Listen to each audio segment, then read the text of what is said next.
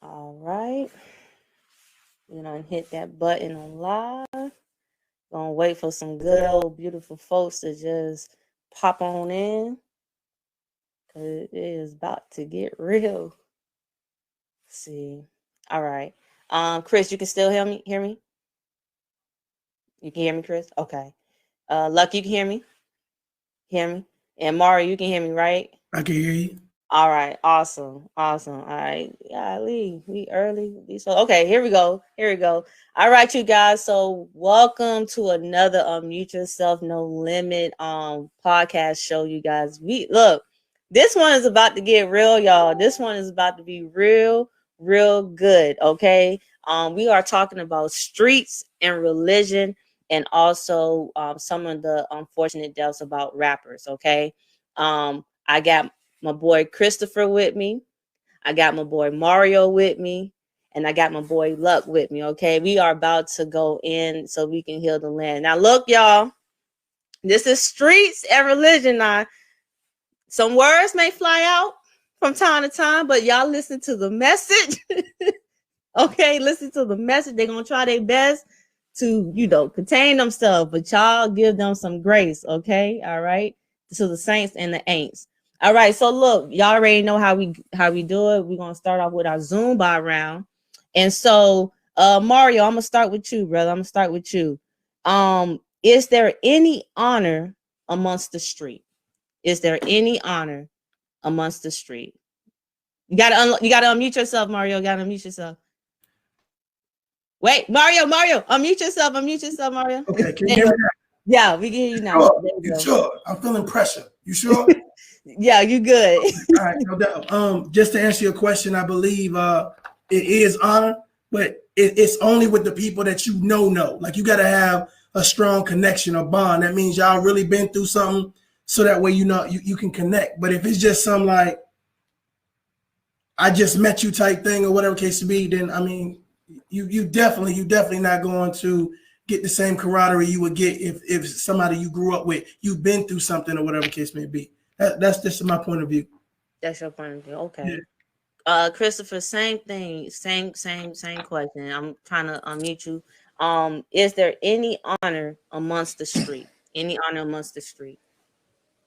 So for me personally, I don't think it's no honor in the streets. If you look at the definition of honor, it means high respect, great esteem, adherence to what is right, or to a conventional standard or conduct.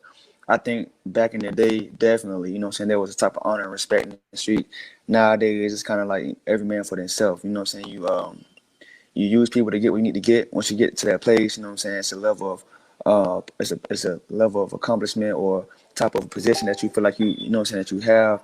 And I think that anytime somebody challenges that position, that you've already, worked your way to the top, whether you connive your way to the top, whether you did it, all being 100, I feel like there's no honor in my personal opinion, because you got it from, friends stabbing friends in the back, people killing their own homeboys, you got the same cliques killing same people within their cliques. And I feel like, when you look at the definition of honor, to me personally, I don't think that it's no honor in the streets, because like they say, the notion is the streets show no love, and ain't nobody safe. That's in my opinion though. Okay. Look, brother, is there any honor amongst the street? So this is how I feel. To me, there is honor amongst the streets, and I tell you why. Simply because the question you asking is there honor amongst the streets? I know for a fact you gotta have honor with the people you do anything with. And because there's dishonor amongst the streets, and because there's dishonor, because police kill each other when one of them about to snitch, because judges rat on each other, because corporate America does things to try to take each other down. The only difference is they not the streets. What goes on in the streets is you do something, the repercussions are worse. You die or you go to jail. Well, in corporate America, you don't necessarily die. You may go to jail, but you don't necessarily die. You go to jail or you get fired. That's your repercussions. But there's no honor amongst them either. So in saying that, I'm saying the fact that there's no honor amongst them means there's no honor amongst nobody. You got preachers who go out their way, and I'm just using this as an example. You got preachers who go out their way to mess over the congregation. There's no honor amongst that. Some. But then you got other ones that do it right. And I would say there's a lack of honor amongst the streets now because nobody, you don't know who the big dog is no more. You don't know who the boss is no more. And everybody want to be the boss. So I would say now there's a lack of honor, but there is still some honor. And in order to have any organization, I don't care what you put it as, if it's a gang, if it's corporate, if it's a group, if it's a team, whatever, there's got to be some honor somewhere in it for it to be ran a certain way. And when you seeing people making, you seeing these dudes flashing $5,000, $6,000, $10,000, $20,000 every Instagram post, they got some honor somewhere in there. They gotta either them or two of their partners or somebody. There's some honor somewhere for them dudes to continue making that money and feel comfortable enough to do that. Yeah. Okay, that makes sense.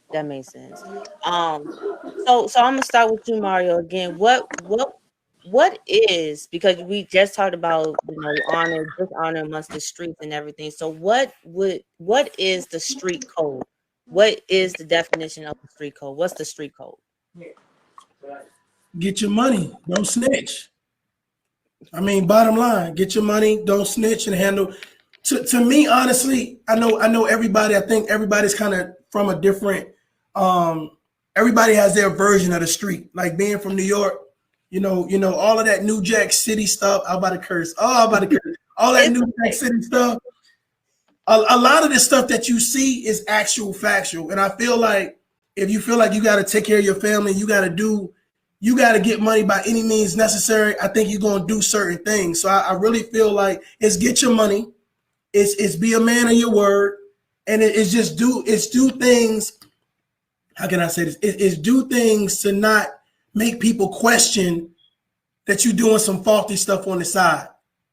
So to me, it's about respect. It's always been about respect for me. Okay. Mario, can you say that last part again? Because it kind of, I don't know what happened. But I just said at the end of the day, to me, it's about respect, and I think that if you respect somebody, it goes a long way, because I think if somebody feels disrespected, they got to act on that. And I think that's where you get a lot of clashes in the street, that somebody feels disrespected. Okay, got you. Yeah. Chris, what about you, man? What is the street code? To me, I feel like the street code is eat or be eaten. In my opinion, I feel like, with that, it's kind of like, hey, I'm gonna go out here, I'm gonna do what I need to do, I'm gonna eat, whatever my duties consist of me eating and putting food on the table for my family, that's what I'm gonna do. I feel like anytime somebody get in the way of that, I feel like that's when, the repercussions come into play, because if I'm out here grinding that day in, day out, trying to make a living for me, and this is how I eat, you feel me? I think it's a level of moral respect and duty to understand, like, hey, bro, this is how I'm eating, you feel me? So it's hard not to say the words, but it's hard not to F up somebody's, they meal, that's how I'm eating, and it's for me, not trying to get all biblical, but the Bible said, man that don't work is a man that don't eat. I'm not saying you have to eat that way, but when a man is put in situations to hunt and to put food on the table, and you get into that, that's like putting two lions in the jungle and saying who the biggest and the baddest. If you go eat on the east side of the wing and I go eat on the west side, cool. But if you come on my side, you eat up more food than I'm eating, and that's causing a lack in my house, then now we got a problem. So that's just me, eat or be eaten. I like the jungle. Luck, what about you, bro? What is the street code? I think everything is relative. So it just depends on what that's such a broad statement. It's just like a broad question. You know what I'm saying? Like, what's the street code is like a broad question, because I can give you several pieces of a street code. You know what I'm saying? Like that are not code somewhere else, or that are code somewhere else. So in other words, part of the street code is, you don't snitch. You know what I'm saying? But that's just one of the street codes. You know what I'm saying? Where you have a street code to where you do exactly what it is you say you're going to do. And a street code. So my man said, and he's not wrong, but people say, man, you know, the code of the streets is to keep it real. No, I want that in life. I want everybody to keep it real. That's not a street code. Yeah. You know what I'm saying? But it's hard to say, well, you know, the street code is not to fuck over nobody, or not to mess over nobody. I know I'm a split. They just do. It's okay. You trying. You are doing a good job, Luck. The street code is, you know, for people not to mess over nobody else. But, you know, you get situations where it's like, it's so hard to say a specific street code because in the streets, things get so sideways that you go against the code and you still not going against the code. Case in point, it's well-known fact, street code, you don't snitch on nobody. So if I take you out because you snitched, you might be my partner, but I'm going against the code by taking out my partner. But I'm only going against the code because you went against the code first. So once you went against the code don't matter. You see what I'm saying? Yeah. So I think it's relative, and whatever it is, you know what I'm saying? Like it's like rules. It's like the street rules. There's a guideline. There's a list of rules that you do's and don'ts. You work at Walmart, you work at CVS, you work at Tesla, you work anywhere. There's the rules and guidelines. It's the same thing in the streets. It's just unwritten rules, and the codes they change so much. Because I see these dudes now, and they like, you know, man, I see dudes get money for 20 years together and then fall out over a woman. That's part of the street code, but you can't add it in because it has nothing to do with the streets.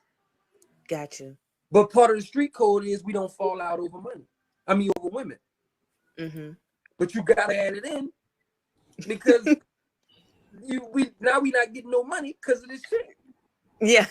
So that's just relevant in this. I mean, it's relative, and it's hard to specifically lock it down to one thing. Okay, so I mean, this is good for me because I this is good information for me because, like you said, it alternates all the time. Mario, do you have anything to piggyback off of that, of what he was saying?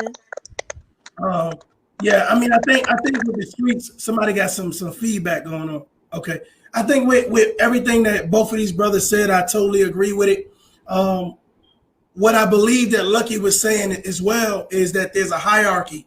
Like everybody has certain codes, but if you violate something, there's something that supersedes that code.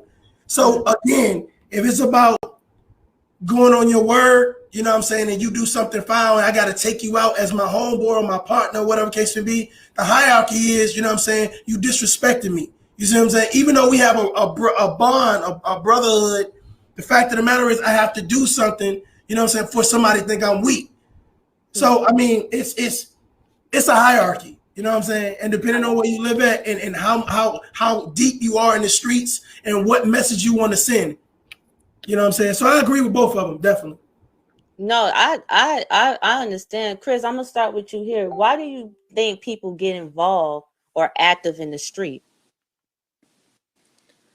I mean, I feel like personally, it's probably the most easiest and the most accessible ways to make money in the grind. I think that society does not make it. They don't have a system set in place for people who don't have the education or the necessary tools or background, if you will, to be able to make a living in life. And I think that whenever you can go outside the streets with a gun or any type of weapon and make some fast money, who wouldn't do it? I think that if anybody had their back against the wall and they had to go to the streets, I don't think that nobody wouldn't go to the streets, especially understanding the money that's out there to be made and the type of opportunities you can make. At the same time, it's also a bit rich because at the same time, you're putting your life on the line to make that grind. And I think for me personally, like it just falls on just us as a people and helping each other out. Because at the end of the day, you know what I'm saying, I think that a lot of people tend to act like crabs. You know what I'm saying? One person might be ready to get to the top and they pull them down. And I think that sometimes family, friends, society, and our past of whether it's criminal history or a lack of education. I think those are the things that hold people back because it doesn't give them a opportunity to be able to advance in life. And I think that the way the system is set up, the government specifically, I think they know that there's a system that takes place, right? Okay, if you stop if you withhold prime example child support, right? I'm not a big fan of child support. I'm on it, but I'll take care of my business. Yeah. If a man doesn't take care of child support, right, his license is going to get suspended. If his license gets suspended, then and he don't pay child support, then they're going to garnish his money on his job. And then if his check get garnished, then on top of that, they're going to put a warrant for his arrest. Right now, if you're adjudged to take care of the child, and then you go to jail, then what mission is get accomplished by taking care of the child? Now that man gets out of jail. Now he has no license. He has no job. He only probably had the money or the opportunity to be able to recover those things because now he's a criminal. And now the only thing that is available to him that is accessible is the streets. Going to sell drugs. Now he got to go get a weapon. You know what I'm saying? Now he got to protect himself. And now he's in a situation where there's nothing but a dead end. You know what I'm saying? And like I said, the streets they're gonna show you love to get you. And then when they get you, then it's like an entanglement. Like you caught this way, you caught that way. You know what I'm saying? You owe somebody money. Hey, now you gotta resupply. Now you gotta invest the money that you got into that. You know what I'm saying? Now you gotta watch your back. You ain't getting no good sleep. So to me personally, it's just the system. You know what I'm saying? Because I feel like there's nothing set in place. You know what I'm saying? For people that have that crutch of and been enabled to be able to be successful to progress in life. That's just my opinion. No, I understand. Look, what's your thoughts, man? About the street. Like, why do people get involved into the street life? What's your thoughts about that? So it's a few reasons, and again, like my answers are they're so intricate that it's never gonna be one specific answer unless it's one specific answer. But it's a few things. I'm gonna tell you. I'm gonna the last one, and I'm gonna be quick with them. But the last one will be so different, but it's something people don't really think about. But I'll say this: the first reason is because people, the streets are sometimes all a person has. So you take it. I see people grow up and play football. Take Allen Iverson for instance. He went to his coach. His coach raised him and kept him off the streets. He had some troubles, but it kept him off the streets. Let him move in with him. But as a result, Iverson won him some state championships. That's no different from, hey, cut that stuff down, y'all. As a result, that's no different from a dude who ain't got nothing turned to the streets. And now the boss got him selling work, making sure he good. You can only go with what you got and what you see. Okay. If your pops is a street nigga, 9 times out of 10, if he your hero, that's which way you gonna go anyway. If you see the dudes on the block and then we glorify, the other reason is because the wrong, I grew up, and you got to think about this mentality. People like 50 Cent, people like Diddy, people like Dr. Dre grew up watching Tupac. They grew up watching people like Ray Charles and them try to buy their masters and try to get their own original and try to have their own companies and this, that, and the third, right? Well, you got people under them that's watching them, but now they no longer, I guarantee you a person will follow. If I put 50 Cent, who has one of the #1 TV shows on television, still, they cut him a $400 million check and he still owns a piece of a water company, as well as just, they don't realize it, but executive produced the Pop Smoke album. So he's got one of the top albums of 2020. It might not be his, but he executive produced it. So he got, so that's all facets. That's movies, music, branding, business. If I put him in front of the average 18-year-old and say, hey, listen to what he about to tell you for 10 minutes. and then put young boy in the same conversation and sit him and make them listen to him for 10 minutes, they not gonna listen to 50. They're gonna listen to young boy. Simply because we don't have the same dudes no more. We don't, like, in all honesty, Puffy, the same names I named, 50. Some of them dudes, they sell out for money. Pac wasn't selling out for money. Them dudes, the dudes they looked up to, they kept it real. So they followed the keep it real, but now they see so much money. Pac didn't see the type of money 50 saw. He didn't see the type of money Biggie saw. They see so much money now, they'll sell out. So the real one now is who the youngsters looking up to. Young Boy, Dirk, Vaughn, all these dudes. So they see that and they say, well, damn, that's what I want. I'm trying to be like them. But you could be like 50 too. Yeah, but I don't want to be like 50. I want to be like Young Boy. And it's crazy because it's like you do realize that there would be no Young Boy if not for 50 or whatever the case may be. And the main reason for that is my last one, and it's gonna be unpopular to amongst everybody, but I'm not here to say what people want to hear. I'm here to say what the truth is. The truth is, women glorify that, and at the end of the day,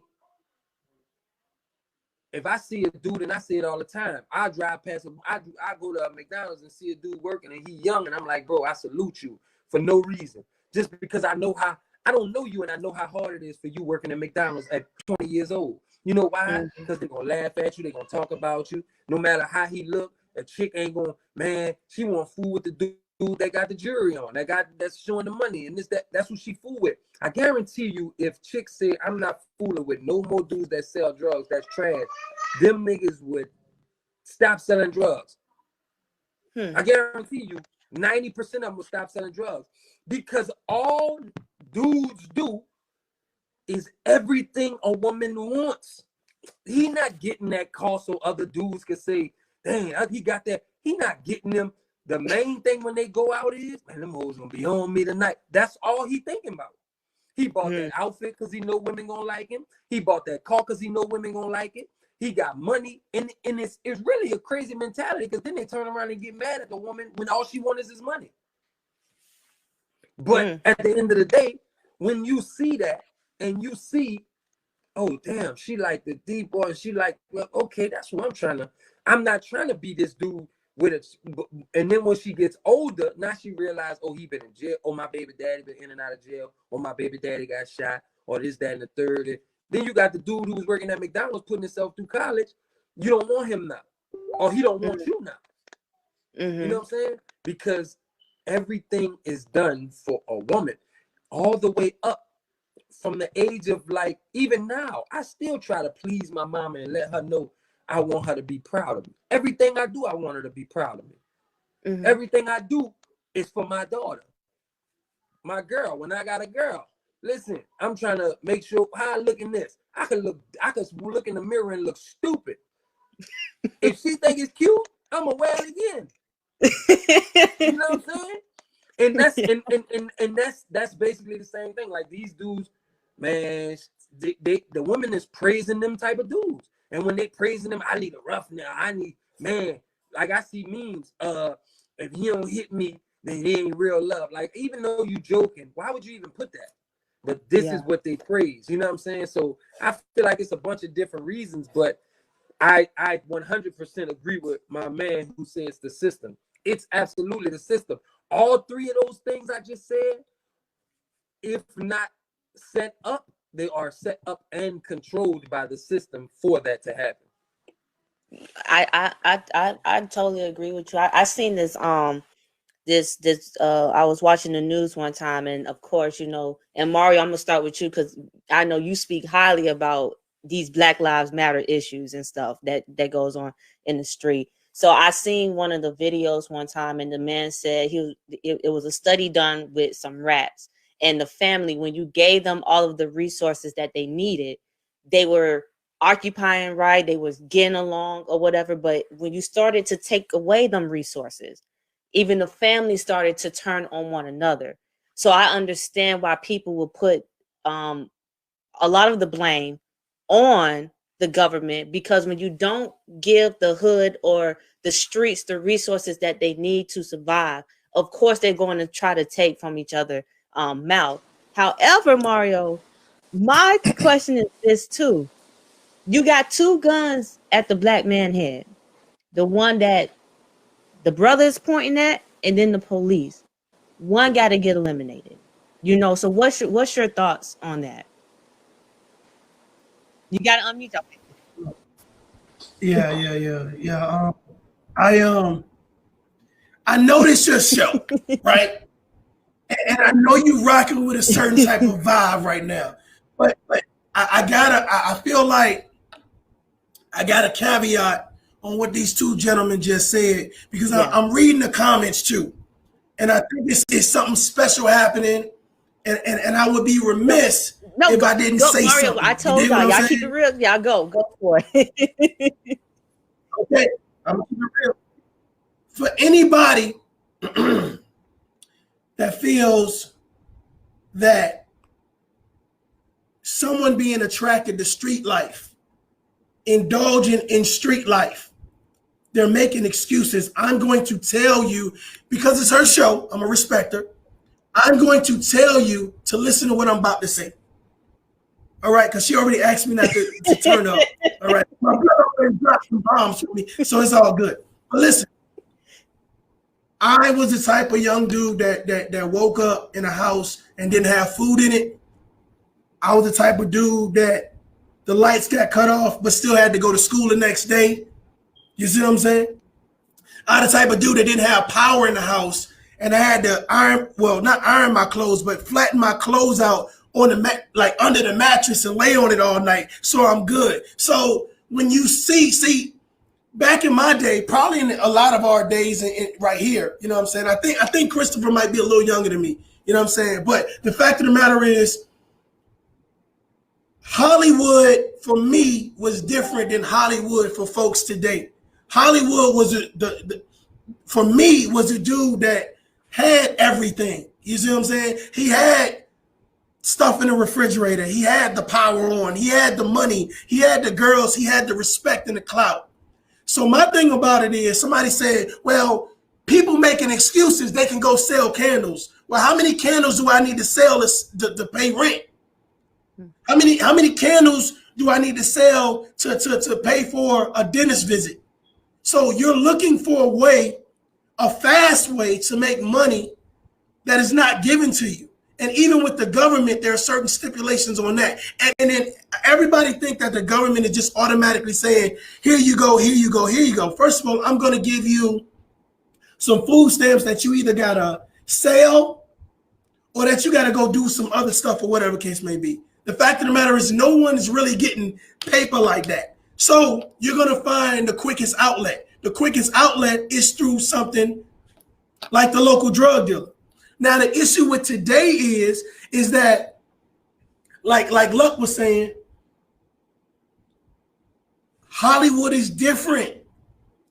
You got social media. Everybody wants to be the big time person. Everybody's seeing something that's saying, yo, I really want to be, the big dog on campus. You know what I'm saying? So I feel like people are taking it, not taking into consideration that there are some people out there that don't have access to certain things. If you're born into a generational dysfunction, your mom's on drugs, your dad in and out of jail, your uncle's back and forth in court or they're not around. So everybody that comes to your house is that they're in need of something. They either drug dealers, on drugs, alcohol, in and out of jail. You're not going to get a lot of positivity out there. So for those brothers who escape that, like myself, I believe like Christopher, the fact of the matter is, like, look, I believe that you have to make a decision to move forward. You have to make a decision to say, this ain't the life that I want. I don't want to have to go worry about my re-up because I got a child now. I got a daughter now, so I got to think bigger. But I'm telling you, it's people out there, regardless if you know it or not, they don't have a way out. They don't have a way to figure it out. So it takes conversations like this to provide solutions. My bad. I felt like I needed to say that. My bad. No. I want to say Go something. ahead, I Chris. want to say something. I want to say something as well. So just piggybacking off what Mario said, I agree. I just want to add my touch on it, right? Because I read the comment as well. So I didn't see anything wrong with the comment per se. I think that the position of what they're saying it from and the position where we're saying it from is not parallel. So I'm gonna help it so it can intersect. So what Mario was saying, and like the person who commented, they're saying, why not use that hustle to uh, invest into like making cakes or doing this or finding your craft and investing the time in that. Reason being, it's kind of like going to school, right? You may go to a public school. I may go to a private school. We both may get a high school diploma, but because of the opportunities and the relationship network,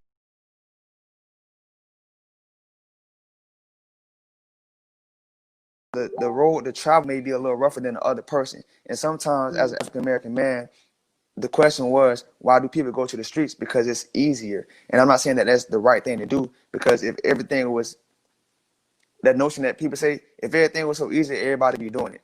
Pretty much a lot of people are going to the streets because it's something easy to do. It's quick money. It's fast money.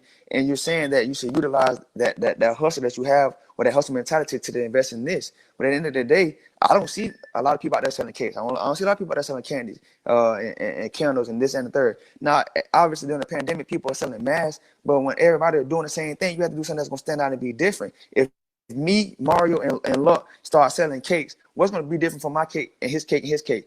Even if his cake a little bit better, if I sell my cake a little cheaper, then people, my cake going to sell more than his, because now I'm selling at a cheaper price. So now they're not going to value the time and effort that I put into my cake. At the end of the day, when I made the comment and said the reason why they go to the streets is because of the lack of resources, I'm not putting 100% blame on the government, because at the end of the day, nobody can make you do nothing. I'm not saying that you have to go to the streets. I'm just letting you know that the streets is welcoming you with open arms, and they're making it accessible for you to get into it. And then when you get into it, that's when it's hard to get out of it. And then that's when those repercussions and things of child support, going to jail, getting criminal record, that's when those things start to pile up. So I do agree that you can utilize your talents and crafts to invest into a hustle, but necessarily that hustle is not going to bring in the same amount of revenue than selling crack, weed, or whatever. And if you think you know, then if you know, you know, and if you don't, you don't. But at the end of the day, it really takes for somebody to actually see it, be in it, and to have experience to really not say speak on it, but to really set an opinion like that on it, in my personal opinion. No, look, what's your thought? Go ahead, look, go ahead, baby, go ahead. This is kind of like side note. How are y'all seeing the comments? I don't see no comments. No, it's on Facebook. I try to post it on the screen, but sometimes it's tripping. And to Don, check your inbox. At the end, I can have you join in. Don is heated. But no, Hey, Listen, look, listen. if you look over here in the right corner, it says private chat and it says comments. If you hit comments, you should see something. yeah, Nah, I don't see that, brother. but it's You don't see okay. It's okay. Look, you Yeah, don't worry about go it. ahead Y'all and read them. piggyback on it. Y'all read them. I'll be good. All right. Hey, I just want to do something real quick. Hey, listen, shout out to all the viewers. I think Baby Girl has a wonderful platform right here. This is no disrespect to anybody. I just feel like you got to understand the perspectives, and you got to understand the background of the people that's talking right now. But go ahead and do your thing, Baby Girl. No, look, anything you want to piggyback on what they said, Listen, I'm which is crazy, but because I rarely agree with the majority, but I agree with everything they say. You gotta understand something. 6 years ago, I was sleeping on the park. I was sleeping on the bench in City Park, night after night after night after night after night after night. It started raining. A few nights I had to sleep under the truck. You know what I'm saying? Because I was staying with my sister, and for the betterment of her marriage, I left because, but then what I did was I blamed everybody else for a lot of situations, but I had nowhere to go. I'm sure I had places to go, but the man in me wouldn't allow it. However, I mean, my pride wouldn't allow it. So I was in City Park for a few months. So what happens is you gain a mentality where I'm gonna do this, I'm gonna do that, I'm gonna do this, I'm gonna do that, and I don't really care at that point. Which is like my man said, you get pushed to a certain point where you like my cousin was letting me drive his cab. That was a way to make some money. But here's where it differs, and then I'm gonna, let you move on. I could have kept driving the cab, saved up money, and been good, right? I was driving the cab and then decided, you know what? I could do this cab thing when he go to sleep and give me the cab. I could do this cab thing. I could also sling some dope out this cab because nobody expected.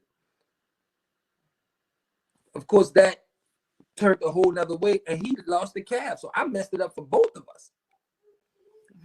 But listen, my mind frame at the time was, this is my only way to get it. You know what I'm saying? So I turned to wherever I thought was the easiest way. And when you climbing out of a hole, people don't understand this until they get in a hole. When you're climbing out of a hole, you don't use the most reasonable thought of what you can grab to get out. You use the first thing you see to get out. You don't say, well, you know what? They got rocks up there, so let me try to throw a shoelace up there, hold on to one of the rocks and put. No, you grab a little piece of stick that you see sticking out and you try to grab it. It may break. You don't care because it may not break. And whatever it's gonna take to get you out of here, it's like when you're drowning. When you're drowning, you don't try to swim perfectly. You just try to stay above the water. You just kick and you whatever I'm hitting and whatever you grab, it could be. Listen, they were shooting one day. We jumped over the gate. The gate had barbed wires. We didn't feel the barbed wires until an hour and a half later. Because the only way out was through the barbed wires. On a normal day, if on a normal day, I'd have sat there for an hour and a half trying to figure out when they're gonna open the gate, when they're gonna do this, when they're gonna do that, because I'm not going through them barbed wires. But on that day, only exit we had was the barbed wires. So you gotta exit, and when you in that ditch, when you in that hole, when you in that situation, when you in that jungle, when you in that field, man, you're not gonna eat. I don't know one person on this live, in this live, watching this live, that'll consistently eat a bug, a fly, an ant, a raccoon that's half cooked. Go in the jungle for 2 weeks with nothing to eat. Watch what's gonna happen. Watch, just watch. You're gonna have an insect salad, 100%. Because you gotta use what you got. So that's why I just agree with what they say, which is hard to. I'm telling you, I don't agree with what a lot of people say all the time, because I feel like they just saying what sounds good, but what they saying makes so much sense because I've been in the situation. When you climbing out, you gotta climb out the only way you know how. In the best. I wasn't gonna climb, just in all respect and in all humility and all honesty and respect to all the people that have good jobs. I wasn't gonna climb out by getting just a good job, because it was gonna be hard for me to get a good job being in a ditch. 1, 2, it was gonna be hard for me to save up and get out that ditch, because the jobs that you was gonna be able to get wasn't gonna be able to get you out that ditch quick enough.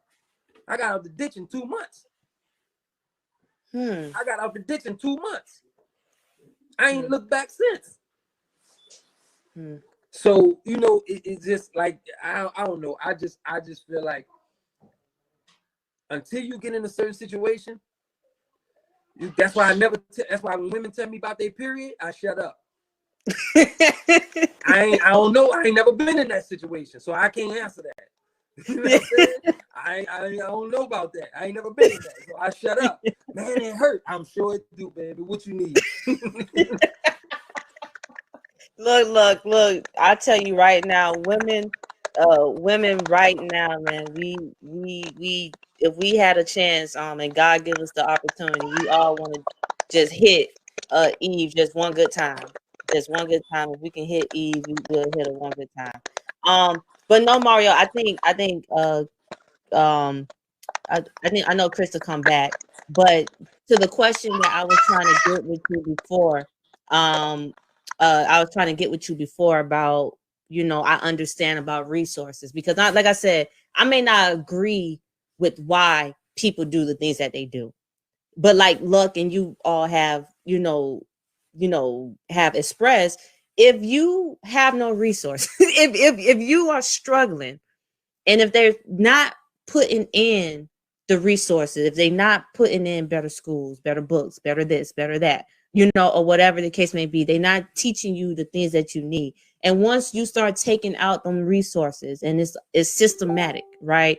Of course, you're going to have these issues. However, Baby Girl here is all about how can we as a community change that mentality where we can put our finances together to buy a block. So I really want to say I appreciate you for having this conversation. Yeah. No real shit. Real, right? I appreciate you for assembling men that have something to say. That's two. Last one. I appreciate everybody in the comments that have feedback, because it's important. I mean, you're passionate enough to say, hey, this is how I feel, whether you feel misunderstood or not. I'm about to talk my shh. Check this out. I believe the issue in the Black community is that a lot of us fight so hard to get out or struggle to get out. Once we get out, we don't look back. Yeah. There is someone in communities that we can relate to, that we know right now. We can call out names of people in the community right now, and they're going through the same thing that we've been through. But the issue is that we're so like, hey, I made it out, I gotta keep on pushing. I hope you make it. It's all love. But I gotta look out for me and mine. And then as you get children, as you get children, you get further and further and further away from, I got to get back to the hood to help the hood out. So you ain't going to find a lot of activists. You're not going to find a lot of community leaders. You're going to find a lot of people that hope things get better, that hope the government gets it right, that hope whoever run for mayor or whoever run for Congress, or whoever run for a senator seat, they get it right and say, you know what, I got to go back and correct this systematic racism, correct this mass incarceration, correct fathers not being in the home, correct not just jumping on Section 8, but actually, hey, working for a certain, cause and a factor. The issue is that us as Black people, we find a way to make it out the hood. And even though we want to help, even though we know that, there's some things going on, we never make it back for a lot of us, because we're so busy on our daily functions trying to say, I hope my family makes it. You know what I'm saying? So I get everything you're saying. The thing about it is it's not a lot of Black people. Like you say, like my man said with 50 Cent, he can buy a city. Yeah, I know. I know. The issue is, it's not a lot of Black people like Jay-Z, Meek Mills, all these people that. It's okay, Mark. How many Bugattis you need, bro? Like, seriously. I can go clean up this community, right? Instead of gentrification, I can do some rentification, if that's a word. And go in here and say, listen, I'm going to put people in real houses. I'm going to put real communities up, real schools, real churches, real stores, and I'm going to provide a community center that actually teaches anybody. I will make it a goal to not have no homeless people in my city. There are no campaigns like that. Can you imagine if Beyonce and Jay-Z say, Jay-Z covers New York, Beyonce covers Houston, or collectively they say, I'm gonna cover Texas.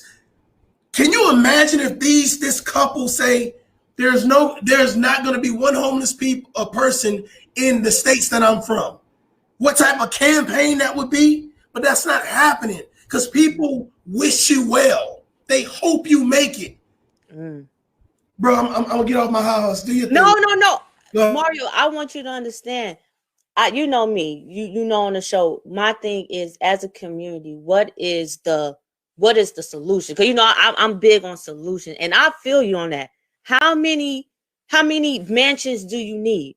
How many breast implants do you need? Like, you know what I'm saying? Like, what? Like, the money that we put our invest our time in and our money in. It's like, why can't you go back and invest in the hoods? And then on top of that, when you do get the money, you don't even do right with the money all the time. So it's like, at some point, I know we got to turn the mirror to ourselves when it comes down to these celebrities, because y'all have the money. Y'all have the money. I'm like, why did we stop wearing FUBU and baby fat and all these different things? That was hot. But now, if you got y'all making Gucci more richer, y'all making Fendi and all these other things popular. You get what I'm saying? So trust me, I feel your frustration on that. But look, I want you to go ahead, brother. You go ahead and you can piggyback off what he said and everything. First off, let me say this about Mario. First off, let me say this. Shout out to you for putting this on. This is dope. But let me say this about this dude. I got mad respect for him. Just the way he talked. You know what I'm saying? The things that he's saying is refreshing to talk to someone that's is a lot. I talk to a few people that feel the way I feel, but they're not as passionate. I can see him holding back what he want to say, and that's why I'm on this end. Like, turn up, nigga, get it out. Like, you know what I'm saying? Because here's the thing: we do that so much that he doesn't even realize that that's him turning up, and his passion could be the one thing that turns the next person up.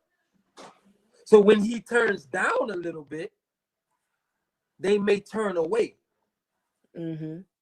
But so, and I look at it like this. It's this simple to me. And I know everybody's going to say it's not that easy. It's not that simple. Yes, it is. Everything is involving numbers. I don't care what it is. Everything in this world involves numbers. I don't care what it is.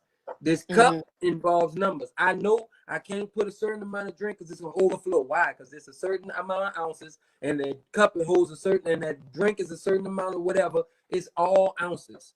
It's all numbers, weight, everything. So when you look back, and I'm gonna answer, this is a two-part, obviously. When you go backwards, right? See if you have a computer and your computer gets a virus, right? You never get mad at the computer. You get mad at the virus. So you got spam popping up every 20 minutes. Yeah. You say, God damn, this pop-up or whatever it is. I downloaded that app and now I got pop-ups. You don't get mad at the computer, you get mad at the virus, right? Yeah. So if I take my flash drive out of your computer and put it in mine, right? Now my computer has the same virus, right? I'm not gonna get mad at my computer. I'm gonna get mad at you and your computer for giving me my computer that virus. Yeah. Right? Black people are computers. We have had a virus planted in us for 400 years. And it's passed down from computer to computer to computer to computer. Wow. You understand what I'm saying? And what we do the first thing that we shouldn't do. We get mad at I can't get mad at a 15-year-old who, even though I should, I can't get mad at a 15-year-old out here robbing and all of that. I can get mad at him. I'm supposed to get mad at him because he know better. But in retrospect, I can't fully get mad at this dude because this is what he knows. This is what he's been seeing for the past 15 years. Everything he sees on TV, music, magazines, his partners, his daddy or lack thereof, the big homie in the hood, all of them, everybody sees is the past computers and the past programs that have been put in his system. He's 15. Wow. He's 15. He's been programmed. You understand what I'm saying?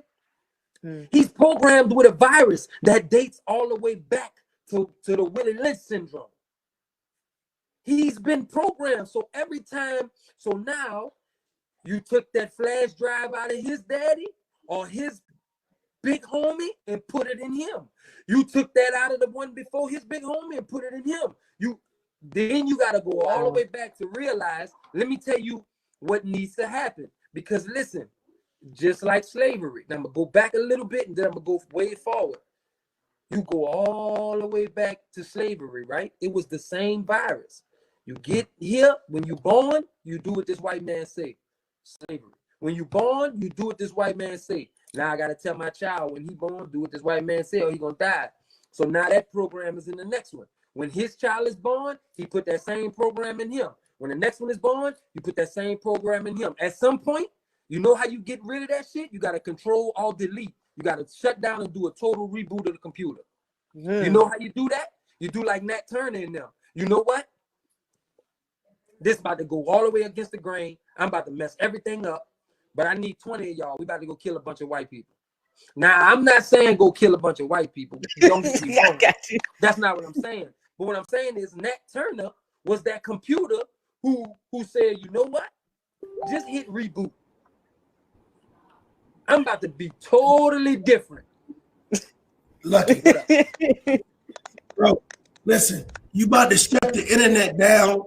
I'm gonna go ahead and log you off right now.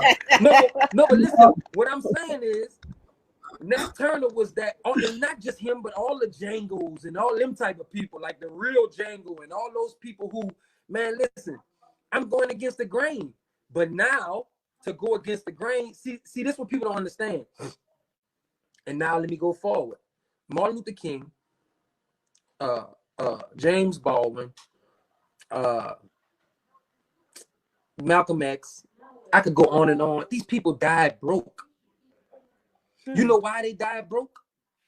Because what they stood for meant more than what they made. You understand what I'm saying? The reason, and I listen, I commend this brother more than anything in the world off the court, but I just feel like there's a lot more. LeBron, I commend him off the court. But do you understand that when George Floyd killed, that's crazy that I remember George Floyd's name, but not his. I can't think of the one with the hoodie. I can't think of his name. Trayvon Martin. Trayvon Martin. Do you understand when he killed him, how long it took to get this man arrested? Do you understand that now money means more to people than anything? LeBron, D-Wade, and Chris Bosh, just those three, I'm not talking about nobody else, was playing for Miami. Just those three could have said, hey, bro, tell him we're not playing tonight. And we're not playing till he get arrested. And I want to be traded because I don't want to play ball in Florida no more. I don't want to play ball in Florida no more until something changes. They're not gonna do that because they're not Muhammad Ali. They're not gonna stand up. They're not gonna stand up and say, I don't care how much money I'm losing. I'm not doing this. You understand? Because money means to them way more than what they standing for mean. Do you understand that when you make $1 million, even if they take 30%, 35%, let's just say you end up with $600,000, right? Let's just say, do you understand that that if I'm randomly, let's say Beyonce, I'm sure she made 20 million last year. That's one. Let's go to another person. I'm gonna just give you another example. James Harden, just because they both in Houston. And then I'll come to New Orleans. Let's say Zion Williamson, and then let's say Lil Wayne. That's 4 people I just named you that may have or may have not had, but I'm gonna go with the majority of may have made 10 or more million last year, right? Do you understand that with good extensive research and good easy thorough background checks, making sure the paperwork is right, the LLC is right, do you understand that if for every $600,000, now I'm jumping back forward when I was talking about numbers, for every $600,000, right, which is really for every million, because I'm only doing that number as the after taxes and all of that. So for every million you make, do you understand you could take only 100,000 of that million and give 10 people $10,000 to start a business? Do you understand that if you made 10 million, you understand that if you made 10 million last year, you yourself, as we talking about only one of those 4 people, Lucky. you yourself could Lucky. yeah. Somebody is listening to this broadcast and they're like, yo, bro, I'm feeling you. Matter of fact, I'm feeling both y'all. But a lot of black people, the issue is that a lot of black people are lazy. That's one. 2, everybody waiting on a handout. We talk about reparations. You just talk about these celebrities saying, hey, give 10,000, give 10. Bruh, if we give every black person in America right now, You didn't let me finish. how many people you think, honestly, is going to open up a business? Wait, you didn't let me finish. That's why I said with thorough. That's why I said with thorough research, you gotta have your LLC. Because this ain't government money, this personal money, right? And listen, you gonna fall through the cracks. Even you, my nigga, if you make $1 million tomorrow and you give 10 people in your family some money, 3 of them gonna fuck it up, bro. It don't matter. Somebody gonna fuck it up regardless. When the government give 10 people money, somebody gonna fuck it up. I'm saying this. I'm saying if you put it, and the reason I say that, people, and I agree with you, people do look for handouts. I'm not talking about a handout. I'm talking about we the ones that made y'all motherfuckers rich. Excuse my French. We made y'all rich by buying everything y'all do and supporting everything you do. I'm not asking for much. I'm saying if you're making $120 million a year, I'm saying how hard is it to do a thorough, you do a thorough research for everything else. How hard is it to do a thorough research to find 10 people and give them 10,000 to start their business, a black owned business? If you Lucky may be the most articulate person in the world. I want y'all to listen, hear me out, and then we're gonna let her get back to her show, bro. No. Y'all, hey, look, I love when brothers get together and they talk business. Lucky may be the most articulate person in the world. I may have the greatest jump shot in the world. The issue is this: if I have a talent, a God-given talent, and I now am in a position where I make a lot of money, who is Lucky to tell me what I should be doing with my money? And this is how a lot of people see this. They say, you guys should not tell celebrities or hope that celebrities come back and do anything. That's your problem. A lot of people look at these situations like this. So I rarely talk about celebrities until they decide, when the George Floyd, the Trayvon Martin, the Sandra Bland, they want to come back and be fronting the camera. When you do that, I feel like you should be putting your money where your mouth is, because you're in a position to. The fact of the matter is that I feel like if we have a lot of money, we should do something to set up generational wealth. So I'm not going to directly give you 10 grand and you ain't never had 10 grand cash or whatever before, because I know what you're going to do, because you're not trained to have money. You're not going to invest. You're not going to buy property. What you're going to do is you're going to turn up. You're going to do some other crazy stuff, and now I'm going to be looking at you crazy. And I understand that, because that's what's being promoted around you. What I'm going to do is try to put money into something where it will teach you how to multiply this money, or give you a skill set, or when you graduate this course that's free, now you have an LLC at the end of the course, and you know how to go into producing products and services. I'm done. No, this was awesome, because Street dudes are good business people. I'm about to give it back to her too, but I totally agree. I agree. But what I'm saying is, what you're saying is basically what I'm saying. What you're saying is, all you've done just now was you've went back and done your research, and you've done this and you've done that, and you've made sure that the 10,000 you given to certain people is a beneficial 10,000. You get what I'm saying? You're not you saying I'm giving you 10,000 to go to school, or I'm paying for this education, and once you get an LLC, I'll give you $4,000, whatever the case it may be. But at least they're doing something. And I'm not saying we tell celebrities, hey, bro, listen, you need to do this, you need to do that. No, but one thing I can tell you is it ain't gonna be no control, alt, and reboot if we don't get some of them motherfuckers who people listening to stop and make people change, because that's who they're listening to.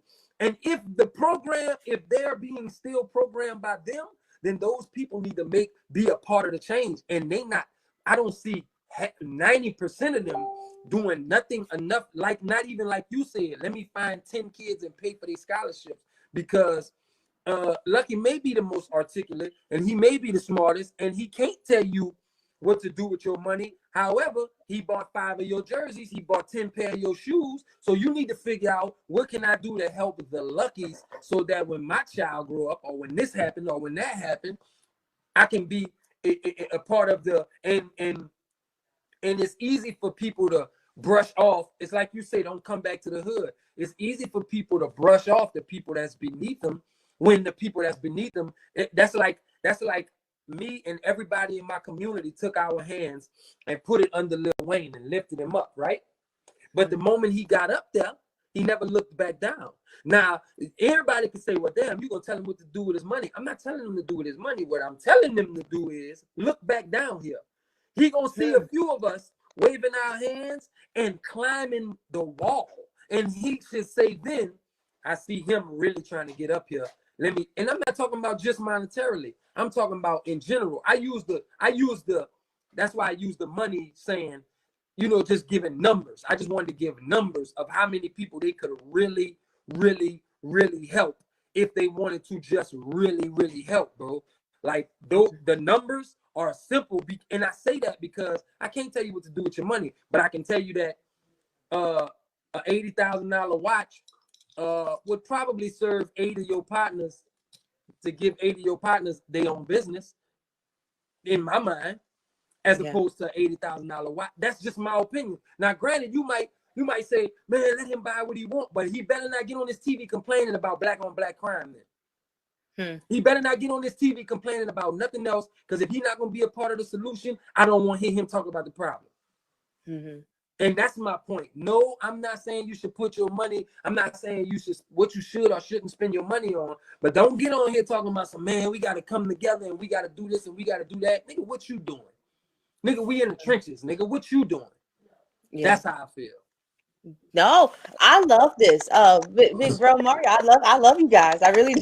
So, but one of the ladies that was on here, one of the ladies that were commenting, Dawn, she wanted to, before we get to like wrapping it up with the rappers and all those different things, because I know you guys have input on that. On Unmute Yourself, everybody is welcome to do it respectfully and to actually have a dialogue. So I know that she didn't want her comment to be looked as negative. So I'm just going to add her for this moment so she can explain herself, and then y'all can talk to her. Hold on. Hello, Dawn. Hey, thank you for having me on. No problem, love. Hey, I want you, welcome to Unmute Yourself. That's my Dawn. That is my Dawn. Yes, Dawn BGK. I am the one and the only. I have my camera off because I'm actually getting my hair braided right now, so I'm not gonna let y'all see me like that. We ain't gonna do that. Let us see them braids. Go ahead and explain yourself, Dawn. Okay, so this is where I think I was being misunderstood in what I was saying. And Mario already knows we host a podcast. And so the comments come in differently, how you view it on that end than how we view it on our end. And so there was a comment, and I'm going to hop back and forth a little bit, but you'll catch me. There was a comment that I was replying to that I think was taken differently. But the question that I was asked in the comments was, well, what about a guy that's working minimum wage? And that's when we was talking about the whole dope dealing thing. And my reply to him was, well, then you can get a side business, such as people selling t-shirts out here, selling candles, whatever the case may be. And what I'm trying to explain is, it's no different than a woman, for instance, selling pussy, okay? Yeah. To go out here and make ends meet. But yet men will judge a woman even though she's doing the same thing that he's claiming to do by selling dope, making his ends meet, right? Yeah. Surviving out here in these streets, right? I'm just saying, think higher level. That's cool at some point. We all have been young and thought these ways. But at some point, we have to take responsibility and start thinking at a higher level and realizing fast money is not always good money. I want to make that rent money and not get busted and go to jail right before I actually pay that rent. And I done took that and everything else and everything I have to pay in court costs, the time I lose with my family, all of that is now gone. You understand? I want to make the money, even if it's slower, it's mine. Can't nobody take that from me. And I can still take care of my family. I may have to downgrade where I'm living in order to survive. I may have to work 2, 3, 4 jobs to survive, but I'm not going to tell my child it's okay. You know what I'm saying? But I'm not saying that no one's telling their child it's okay. What I'm saying is that when we're on this platform, we have to also remember teaching them how to think on an elevated level of other ways, other alternatives that's out here. Because just like when he said, what's the difference if I sell cake and he sell cake? What's the difference between our cake? Well, what's the difference if you got 4, 5 dope boys on one corner? What's the difference between your crack? But they do it. They all are staying on the same corner. Your hustle don't have to be my hustle. All I'm saying is get a business mind to go out here and make that money because can't nobody take that from you, no matter what. Go ahead, I see you. Go ahead, Luck. I'm gonna say this just to answer the sister. I think the question that was posed to us, we answered it the way we answered it because we were answering it based off of why they do the things they do, not necessarily that they should do what they do. But I can tell you this, I'm not sure if you have or you haven't, but if you haven't eaten, I get what you're saying about, I'm gonna do this. I'm just not gonna be risking to go to jail or risking to get killed and do this and make that rent money. I can tell you firsthand, if you ain't eat nothing in 3 weeks, if all you drinking is liquid in 3 weeks, and you ain't really eating nothing except for you gotta call people and figure out the tiny scraps, you'll eat what you allergic to. You don't give a damn about the side. You don't give a damn about the side effects. You don't give a damn about your allergic reaction. You don't give a damn if you're gonna be itching all night. You don't give a damn about none of that. You need something to eat. You need something in your system. And that's, you got to understand what you said was absolutely correct. No, I don't want to make the rent, but have to risk going to prison. But I need to make the rent first before I think about all that other stuff. Because it's either this, take a chance and do this, or be put out. And that's just in the sense, stop, don't let her get in there. That's just in the sense of that, that little analogy you use. But I'm telling you from firsthand experience, it's easy. I can't sit here and tell people, because I'd be lying if I sat here and tell people, hey man, listen, it's gonna be easy for you to save up to get a minimum wage job and save your money up. First off, because if you really want the honesty, you start.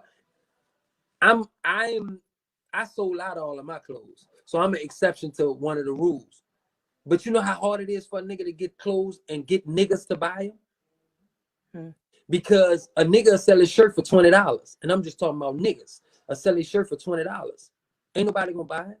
They'll buy another one for $40. You know why? Because they don't want to buy his. So it's easy to say, man, don't do this, save your money up, save it. Yeah, you could do that, but you gotta understand that the system is made for you who look like me to struggle. It's made for you to struggle. There's a few people who make it above ground, and I can tell you firsthand, I wouldn't be here if I worked the system and got a regular job. I wouldn't be able to tell my children, my nieces and nephews, they could come whenever. Nobody got to send no money. I take care of everybody, everybody get what they want. I got watches laying around because I don't really care. I wouldn't be there if granted, I'm not even gonna show it, but I got a check stub right here because now I'm on the right path. I would have never got to the right path had I not chose. You know what I'm saying? Like it's like yeah. At some point, I had to take medicine, and I had to learn that my stomach had to stop hurting and all that. But at some point, I had to eat some shit I was allergic to, and risk whatever was gonna come. And that's what I had to do. So I'm not saying we telling people, oh, do this because you not no other way out, or do that. Because I'm not telling nobody that. But what I am telling people is this is why certain people do the things they do. And I'm telling you for a fact, if you have never been, that's why I say nobody, I can't tell you. That's like me telling you on your third day of your, and I hate to use it again, but I'm just being honest. I can't tell you on your third day of your period, damn, just chill out, woman. Dang, you tripping. You gotta chill out, relax, because you know what, you're gonna look at me and say, nigga, you ain't never had these. You don't know how they feel. I don't. So when somebody turn around and tell me, man, it was another way you could have did that, nigga, you wasn't in my position. You don't know what I could have did. Nigga, I did the best I could do for my child. I had to humbly beg my sister every time my child came in town, hey, can we come stay by you for a few days? Because I don't want her out here in the streets with me. Yeah, cool. All right, cool. And I locked my keys in my car. I had to sleep under my car because it was raining. You can't tell a person sleeping under their car with nowhere to wash their clothes without begging somebody, hey, let me wash your clothes, without feeling like less than a man. You can't sit and look them in their face and say, hey, you should go apply at Best Buy. You know they hiring, huh? Man, fuck Best Buy. That's how I felt. Okay, can I respond? Best Buy was gonna give me 2 weeks of work, and then I was gonna get paid, and then I was only gonna get paid for 2 days. 2 days of work. You see what I'm saying? So it's easy to say, it's easy for me to say, your menstrual cramps is quote unquote. Nobody go crazy when I say this. I'm just being honest and saying what I say. It's easy for me to say, oh, stop being a bitch. It don't hurt that bad when you got menstrual cramps, because I ain't never had them. That's easy for me to say that. Until which is never, I get them, I can't tell you how they feel, or I can't tell you how to react when you get them. I can't tell somebody, hey, bro, you allergic to chicken? Yeah, but just try a piece, dog. Shit tastes good. What? Yeah. No, you can't good. do that. No, you good. No, Don, you can reply, because we about to wrap it up real soon. But I just wanted to let you in, so you can, express yourself, because I know you didn't want your comments to come out bad or anything. What's your name? Why Luck? I think it is, right? Luck, you just call me Luck. Okay, look. So I hear you loud and clear, and I think what you're misunderstanding, for me, in my opinion, is the perception that I don't understand your role. I know you don't know me from a hill of beans, but I am very open about myself. Okay, so let me tell you something about me, because I understand it's just like going to a marriage counselor who's never been married before, so you feel like that person can't truly understand, right? But let me tell you about me.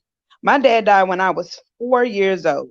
My mom remarried a man that used to beat and rape us all the motherfucking time. I married Don, can you not try to cut, sis? I'm sorry. I'm sorry. On my podcast, we talk like that. I apologize. I refrain. No, you're okay. But I didn't have no easy life. When you tell me about being able to, not being able to eat for 3 weeks, been there, done that. I remarried real quick just to get out that house and walked into a worse situation. Had 4 children, lost 3. You understand what I'm saying? I have been out here, sold check stubs. I have been out here stripping. I have been out here and I have done a lot of things in my life. That's the reason why I say I'm not knocking what you do or how you have thought at a younger age. However, all I'm stressing is that at some point, we have to change our way of thinking, because you go keep going in a circle if we keep doing the same things. So all I'm trying to express is a higher way of thinking, a higher way to achieve those same goals. It's not always going to be easy, but what I earn can't nobody take from me. I'm not going to be laying up in a jail cell away from my kids, letting these white folks have even more of a hold on my life. I'm not going to give them even more and make their job of tearing down a Black community even easier for them, because I'm handing it to them. What I'm saying is that anything worth having is worth sacrificing for. And I have been down those same roads like you talking about, sleeping up under the cars. Baby, I have been there. I didn't have my crying nights wondering how I'm gonna feed my kids. I done had them nights wondering how I'm gonna keep a roof over their head. I done had plenty of weeks of not eating just to make sure my kids had something in their stomach. And I didn't care. I'm sorry, I was for the curse again. But I didn't care. You understand? As long as my kids had, that's all that mattered to me. And I still do it to this day. It's nothing that I want to do for my kids. And that includes selling dope. You understand? So it's not a judgment thing. All I'm trying to do is inspire our Black people to push to go to a higher level. And I know that it takes money to make money. So it's just like a stripper going in a strip club talking about, oh, I'm only doing this to pay for college. Well, then at least have a goal, have an end game, have a plan of what you planning on doing. Don't let this be an excuse or let this be where you gonna be for the rest of your life. Is all I'm saying. Have an end game or somewhere that you trying to go with this. And let's not make it seem as if it's okay to the ones that's looking up, because everybody that sell dope don't do it because they have to. Everybody not out here on these streets selling dope because they trying to eat. Some of them think it's cool and they looking at the next person that's making it look cool and they want what they got and they want to live how they live it, and they don't know the story, the struggles and stuff that's behind it. They don't know how bad that person that they looking at really want to be out of that. And the first chance they get, they getting up out of that. They don't know that. So I'm just saying, let's not No. glorify you. And I'm not saying you glorify, and this may not be the right word, but all I'm saying is let's push it to a higher way of thinking. So first of all, I appreciate you definitely calling in, making sure that people understand your viewpoint. That shows a lot about your character. I definitely appreciate that. Me too. But let me address something real quick, because I want her to get to the rest. She got some questions, and I think they're important and people need to hear. And I also want y'all to share this, okay? But let me just say this. It's going to be less than a minute. Everybody ain't lived no struggle. Everybody ain't been through the trenches. Everybody ain't no gladiator. It's a lot of people right now trying to emulate something they seen on social media or they heard to be beneficial to them. You know what I'm saying? So I think I don't even know Lucky. You know what I'm saying? I don't even know him. The fact of the matter is he talked to me from experience. I like to say that I talk from experience. I am somebody from the streets, from the projects, who's been through foster homes, juvie, jail, and still a successful warrant officer in the military after 20 years. So there's a balance there. There's a knowledge of business and street. There's a knowledge of education and street. So I understand both sides. My thing about it is I can understand Don saying, hey, let's not glorify it. I think it's a clear distinction between if you have no other way. When I'm coming through, internet wasn't big. That means I didn't, first of all, I had no goddamn computer. I think we had sidekicks or some shit or beepers or some shit. But the fact of the matter is I couldn't just, oh, let me get a business license. Let me find out X, Y, and Z. When you growing up in the hood, you ain't thinking about that. So my identity to what success was is not the same identity to what success is today. So I get both of your viewpoints. I think both of y'all are credible. And I just wanted to caveat on that. Salute to both of y'all. I'm gonna let that lady do her thing. Yo, I look, man. This is streets and religion, so I want to end with this. And Don, you can stay on if you like. Because I didn't, everybody don't have. It's hard to find ladies or people that will tell their story and just be their authentic self. And I thank y'all for restraining the best way I could for so long, but if we can just gather back, around. I think Chris is back as well. I want to say this because of the streets and I put religion for a reason. This is a spiritual faith-based show in a way that we're trying to do ministry outside of the four walls, because I am like really, really huge on that. And so I want to talk to each of you guys about, while you were in the street, did you see pastors knocking on the door or the church come into the streets versus asking the streets to come into the church? Go ahead, Lucky. You can start. First off, with respect to everybody on here, I'm gonna just keep it 100. Some of them churches is the streets. Some of them churches is the block. Some of them churches, 90% of them churches make more money than the streets. And they do it more underhandedly than the streets. Because at least a nigga on the street, I'm going to tell you, hey, bro, we slinging dope over here. Them niggas going to tell you, hey, we praising God over here. Wow, messing over you. You understand what I'm saying? So a lot of them, you know what? True story, real quick. True story. Then I'm going to let them answer. I produced a stage play. And at the time I was producing it, I was doing all kind of illegal shit. Mm-hmm. But the stage play was a gospel play. Somebody else wrote it. I just was producing it and in it and all that stuff because I wanted to be an actor. And I met a pastor who let us use the church. So Sunday we went to the church, and he gave this is an honest to God true story on my family. He gave his wife a Rolls Royce. The Sunday we went, he had her come outside, a surprise. She had a bow on it. I'm thinking to myself, God damn, this nigga got a Rolls Royce. What do they do? Like, what do they make money? Mm-hmm. So later that week, we would practice in the church every Monday, Wednesday, and Friday, right? Mm-hmm. So later that week, I see him walking up the halls, and I said, damn, I like them cufflinks, right? And he was like, you want them? And I'm like, yeah, give them to me? And he was like, yeah. And I was like, damn, that's what's up. I was like, nah, I don't want them because I ain't on a suit. So I'm like, what am I going to do with them? They was just nice cufflinks. Yeah.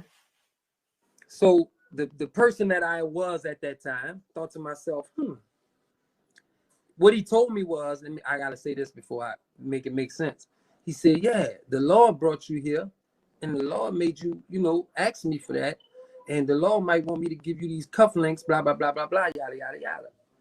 I said, okay, cool. And he would have conversations about how when he talked to the Lord say this and the Lord say that. So, about a week and a half, 2 weeks later, first off, I had already talked to my pa. And my pa said, yeah, I know that nigga. Because my pa was a street nigga. Just happened to turn corporate. My pa said, yeah, I know that nigga. We used to run hoes together. This is what my pa told me. A few weeks later down the line, I go back to him. I say, hey, let me holler at you. He said, what's up, brother? I said, I need like $5,500. He was like, huh? I said, God told me to ask you for $5,500. And he was like, haha, and he started laughing. I said, what's funny? I said, you was about to give me the cufflinks. And you said God sent me to you for the cufflinks. He was like, so God told you. I said, so you talk to him, but I can't. Like, so he talked to you, but he don't talk to me. Now God ain't tell me to ask this man for no $5,500. But he wasn't even willing to see if I was. He didn't look any further deeper. It was like when I told him God talked to me, he ain't talked to me. Which leads me to believe, do you even believe he talked to anybody? Because how you know he ain't tell me to ask you for this $5,500? Or why you didn't say, man, I ain't got it, but I can help you get it? None of that. He just overlooked all of that. So I say that to say, I think they go hand in hand. Me personally, I don't know how nobody else feel. I think they go hand in hand. The streets and the church, I think they go hand in hand. Both of them are manipulation, 100%. The streets make you believe it's something that is not. That church make you believe it's something that is not. 95% of the churches make you believe they're something that they're not. So I think they go hand in hand. And it's not necessarily the pastor or might not necessarily be the congregation, might not necessarily be nothing but the surrounding everything that deals with that church. Like your pastor might be good, but your congregation might not be shit. There might be pieces of, and so it's not as great of a establishment as you think it is. You understand what I'm saying? Okay. And the same thing on the other side. Your congregation may be great, choir may be great, everything may be good and real going on, but your pastor might be fake. So something is just like, to me, it's just like the streets. And people who feel like, oh man, that's not true, and that's not, I'm not mad at you for feeling that way. Because you may not have been in the streets, that you may not have been whatever it is over here. I'm telling you, from what I believe, from my experience, and from what I see, and from what I know, I don't see not an ounce of different. They both selling you 100% dreams, because I can get the same type of love and the same type of blessings without that place, with my own relationship with God. And if I can't, then what you're telling me is what you're reading in that Bible is false. So that's just how I feel. No, I appreciate you. Don, what's your thoughts is on like I said, we're wrapping it up. What is your thoughts? Like, has the church, or when you was, struggling and going through it, or in the streets or whatever, did you see preachers or the church coming outside of the four walls to the street instead of the street coming to the church? I have seen both ways. I've been raised in the church. My mom and my dad were preachers. My dad died, of course, like I said, at 4. But I've had churches pay my bills for me, give me clothes. I had my pastor take me and my family out to eat. But I've also had times to where I went to the church for help, and they were too busy trying to holler at me and get me to a motel room. I've had both experiences. I don't like to generalize anything or anybody. Me personally, everybody, like you said before, everybody experiences something different. And I don't knock nobody else's experience. I've had some very positive experience, but I've also had several negative experiences. And I just really feel like the church really is about the people. And at the end of the day, the Bible even tells you that He will reveal to you who true children are. However, it also tells you that there will be many that will save souls, that will stand in a pulpit and will lead people to heaven, that they themselves will not go to heaven. And they will stand before God and He would say, I never knew you. Even the devil knows the word of God. He was in heaven. He knows the word better than a lot of us Christians, so-called Christians. You know what I'm saying? So just because they may not have a personal connection with God themselves don't mean they can't win souls. It's all about your personal connection with God, your conversations with God, your prayers, your belief, your faith, regardless of who brought you to it. Is what you choose to take from it, in my opinion. And that's just me and my opinion and what has worked for me and what I teach my children. Everybody had their own beliefs. Everybody is not saved or whatever the case may be. But for me, I believe in God. I love God. And you can't say nothing about God to me from me and my personal experience. And that's regardless of what that preacher in that pulpit does. That's between him and his God. He has to look. At the end of the day, the Bible tells us we're born sinners, we die sinners. There's no such thing as a perfect human being. There was only one that has ever came to this earth that has been perfect, and it will never happen again until He come back on the cloud. So I'm no better than Him. Who am I to judge the preacher or anybody else in that church? I don't want to be judged. I'm not going to judge them. We all have to atone for our own sins. You know what I'm saying? I'm not perfect, never have been, never will I be. But I strive every day to be better than I was the day before. And that's all I look for in my pastor. Don't be content in the stuff that you're doing and standing up there trying to preach to me about my sins. You understand what I'm saying? I don't want you living the same type of life as me. However, I'm not expecting for you to be perfect either. I'm not perfect. Who am I to judge you? It's just a calling to preach the word of God. So it's really all about you educating yourself on that word and you spreading that word. It don't mean that all of a sudden because you was called, you become sinless. I think a lot of times we look to these preachers to be perfect. Even or don't say nothing. No, I'm sorry, I didn't hear you. No, I respect that so much. And I appreciate you for saying that. And I'm sorry that, for part of your experience of people trying to, instead of, preach to your soul, they try to get you to, to a motel. So sincerely apologize about that. I'm not even sad about that. To me, it's all about everything we go through in this life make us who we are. And it taught me what I needed to Mhm. learn at that moment. And that wasn't the church for me either. And that was where I was at with my kids. So I was glad to see it because it could have been worse, you know. That's It's not Let, a bad thing for me. It just leads me to go to a better place. let me say something to anybody that's listening right now. I always feel like, man, this is an opportunity to say something that somebody need to hear. Shout out to everybody on the panel, all that great shit, all that great stuff. The fact of the matter is, if you allow anything to manipulate you or take advantage of you or put you in a predicament where you don't feel comfortable with, shame on you. Shame on you. Don, you was able to circumvent a situation where people wanted to take advantage of you and they was using the name of God to do it. And you was able to overcome that. Salute to you. I'm telling you right now, okay, that if we go all the way back, like Lucky was like, let's go back. We go all the way back, okay? I want someone on this panel right now, I'll give them $100. Show me where before the slaves came, they were living, they were Christian. You got my Cash App? Let's go. I'm listening. I'm listening. They wasn't.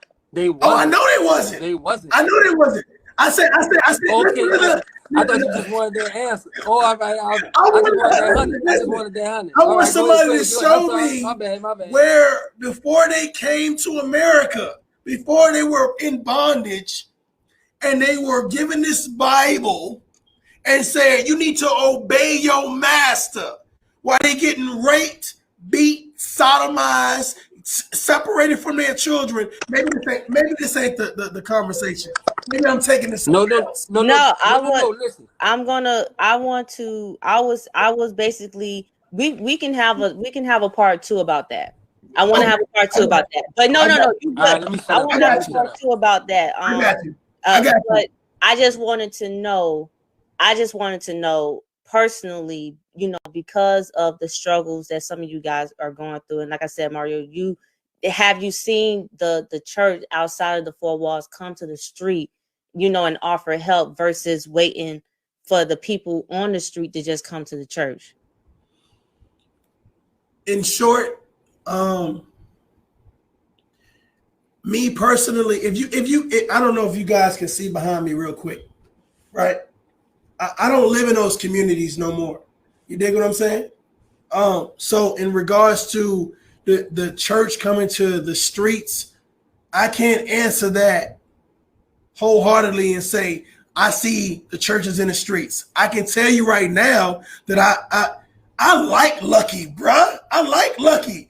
I like Christopher too. Christopher, you better stop disappearing. If you disappear one more goddamn time. That was my first curse word though. Listen, but the fact of the matter is, I believe religion is a hustle. I believe that people are in the hood like, I can really get by on certain situations. So I can't answer that successfully and say, I see a lot of Christians in the hood trying to save lives. I believe, who I believe that's in the hood trying to save lives? People that's been locked up for a long time and they've come around. They've said, you know what? This ain't the life. You see what I'm saying? And they found a higher religion based on the fact that they've been through something traumatic. That's what I believe. But I'm gonna let Christopher answer. I'm gonna mute me and I'm gonna let Christopher. Christopher, what's your the question is, bro, with some of the people that that you have seen, or other people, have you seen the church come to the hood, and walk the streets, versus the church waiting for the people on the streets to come to the church? I don't know if you got it. You can lift the phone up, Chris. I don't know if you can hear it and everything. I don't know if he can hear. You can hear Chris? I don't know if he's struggling. Okay. So I don't know what's going on with Chris, but I'm going to say this. Mario, Lucky,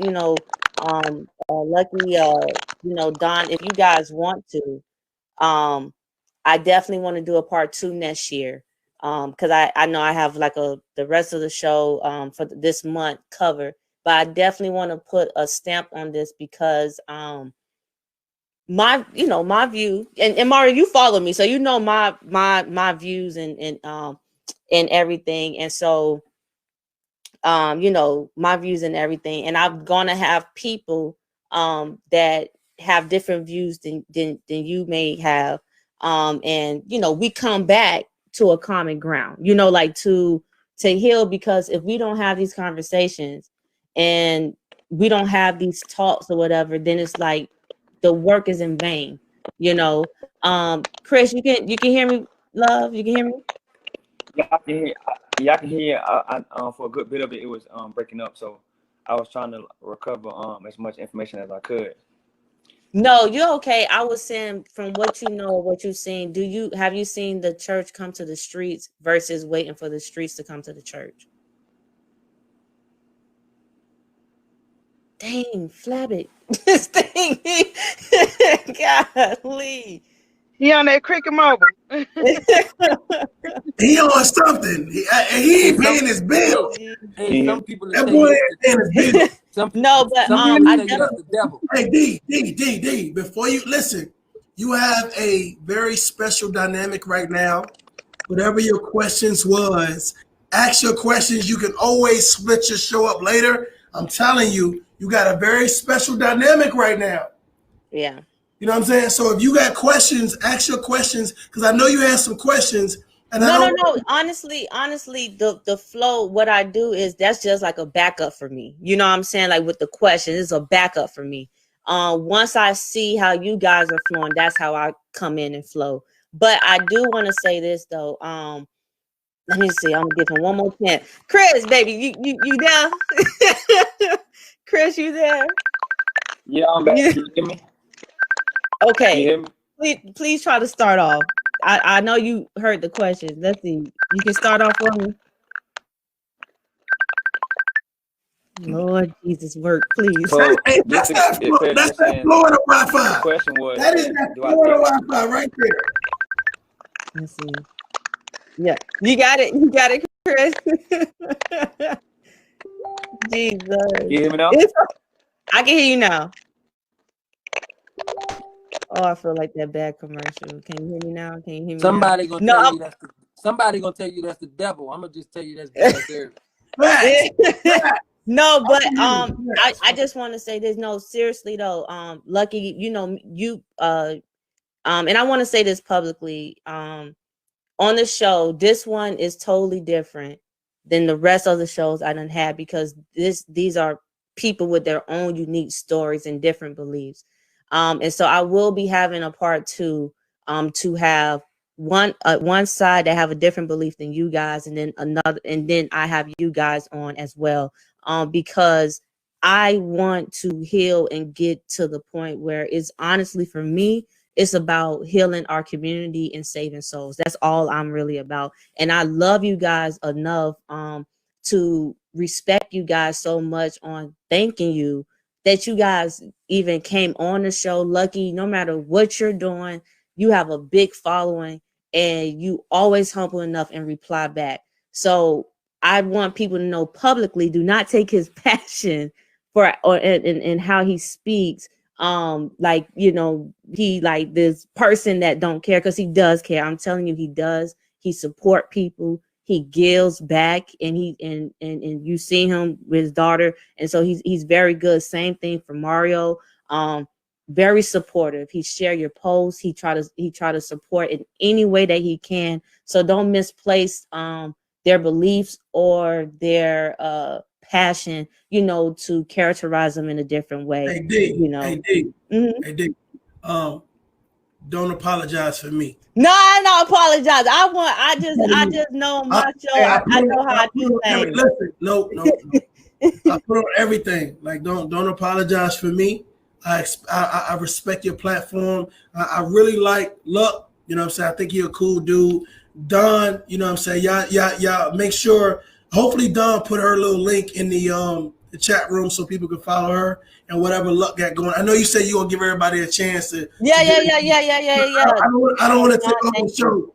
I'm just saying that to me tonight, if someone sits back and listen, it's a lot of special things, a lot of special commentary, and I really hope they take everything with a grain of salt. But don't ever feel like you need to apologize for the guests that you have, because you put things together meticulously because you want to promote a certain narrative. And to me, it's about promoting solutions based on experience. That's how I feel. Yeah. So don't apologize for me.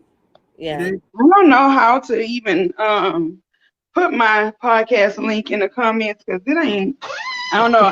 I normally use VLive for my show. I'm not used to StreamYard. I'm actually studying StreamYard right now, so I don't know how to work this one yet. No, you're okay. You're okay. When it's over with, you can definitely put it in. And I know, and you guys can follow, you know, Lucky. But Luck, I want you to shout out what you're doing and how they can follow you.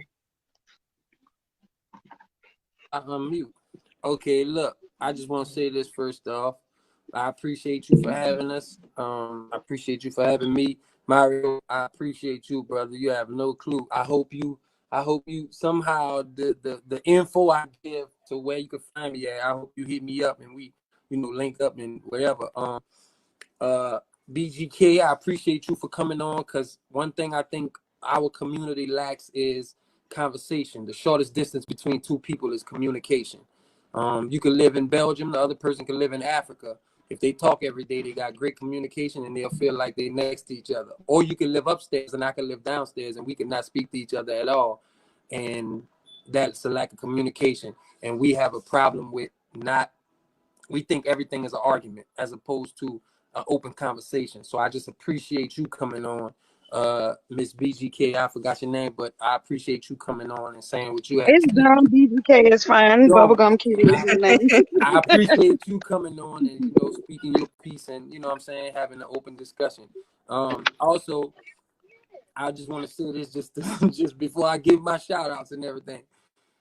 I know for a fact he don't want you to apologize for him. But if you know me well enough, you know, I ain't even got to tell you don't apologize for me, because anybody come to my page with that shit, they gonna say, oh, wait. She made it like he was, no, listen. Everything I do is from the heart. I don't like cameras around. I don't like none of that when I do stuff from the heart. But I'm just as passionate about good as I am about bad. So don't come with me with that foolishness. That's just the first and foremost. So last thing is, so I have a project I just put out. It's called 2020, and it's all about 2020. It's they just took it off Apple, iTunes, and all of that because I was burning the flag and all kind of shit like that in it. And, so they said the music and or artwork goes against the guidelines and is a threat to national security, is what iTunes sent me. So they took it off all platforms, but it will be back up, and you can see some of the music on my page. It will be back up in maybe like a week or so. Also, I'm shooting a Netflix movie, which is why I agree with this brother. Everything he says. I went to Netflix because I know how I feel to not get opportunities in this. It's enough people in my city that's top people telling me, dog, you one of the most talented niggas I know, period. Okay, cool. Well, why ain't nobody helping? So you know what? I'm gonna do my own thing. I went to Netflix. I said, I wrote this. I want to star in it. I want to direct it. And I want my daughter to play the main character with me. And they gave me that opportunity, gave me the budget. So, you know, we doing what we doing. We shooting that right now. You can go to my page and check out some pictures and stuff like that. It's called Do We Matter. It's called Do We Matter. It's about it's basically about some, you know, some Black Lives Matter shit. And it's all people. I got all real people. I didn't go get, first off, I ain't had a big budget to go get no big huge celebrities, but I got all people that can really act and shit like that. So I didn't want, you know, that's how I do. I feel like whenever anybody asks me, when do you think you make it? Because I have to remember. My daughter lets me remember all the time that she don't say the words, but she makes me remember, you ain't shit yet. I just want you to know that. She don't say them words, but that's, you know, that's the vibe I get sometimes. So I have to remember sometimes that I ain't, because people will come up and I'd be like, whoa, I thought it was something different, but you just want to take a picture or whatever. So my way to give back is I want to help as many people as I can. I'm not gonna, in my mind, be the made it until I put people on. I'm not gonna be super anything until I'm Dr. Dre and I have a Eminem and a 50 Cent in my lineage, or a Lil Wayne until I got a Nicki and a Drake in my lineage. Whatever it may be, may it be acting, music, whatever. Until I put people on, I don't feel like I've made it. So I'ma always reach out and grab people, and I'm doing a whole bunch of projects. I'm shooting a VH1 TV show right now called Street Talk, which is like my own specific TV show. So I got a whole bunch of, and I'm grabbing regular people to do this. Like them people made their money. With all due respect, fuck them people. They made their money. I want some more different people to make their money. You understand what I'm saying? So, and that's just how I feel. But my Facebook, I wrote it down because I don't feel like doing all the typing and everything. I did. It just don't make no sense. I got you. This is my Facebook because I don't know where to put the chat at. No, it's okay. It's okay. I'll put it in for you. So listen, my Facebook is Django Unchained, but it's Y. It's not a D. It's a Y. So it's Y Django Unchained. The Y is silent, like in the movie. My Instagram, right? We'll flip the page. Street Talk. My Instagram is street__talk. It's street__talk. Listen, I'm telling y'all now, if you watch this young lady's platform and you do not like cussing, or you like, very normal, or you think it's all Instagram, I am not an Instagram celebrity. I happen to have a lot of followers. I am absolutely 100% real. Do not come tell me nothing without expecting something to come back to you. I'm letting you know now. I'm that type of person. I don't feel like I'm better than you. I don't feel like you better than me. We all are better than somebody at something, which makes us all equal. And I need everybody to know that. So if you come to my page, I'm letting you know now. My shit should have a parental advisory sticker soon as you click on that motherfucker. It should have a parental advisory sticker. Because I'm gonna rap nasty. I'm gonna talk some real shit, but I'm gonna, sing some Christmas music. It's all over the place on my page. I'm just letting you know now. So whenever y'all get a chance, street__talk, come check me out. And I want Mario to hit me up, so inbox me, bro, so we can link up and do some shit. I don't even care what it is. And I appreciate you for the platform. And listen, do this again, this same thing again with us again. You have to, because you have to go somewhere else. And you have to have that open discussion for something else, if you understand what I'm saying. And I just appreciate you. I appreciate y'all and everybody who watching, following. I'm sorry I didn't see the chats. I apologize, because I probably would have responded to one of y'all, and I probably would say something I need to say. So you know what? Now that I think about it, it's pretty good. I didn't see the chat. No, you good. I like I said, I love Lucky, man. I really do. Mario, let them know what you got going on, your own podcast and everything. Wait a minute. Wait a minute.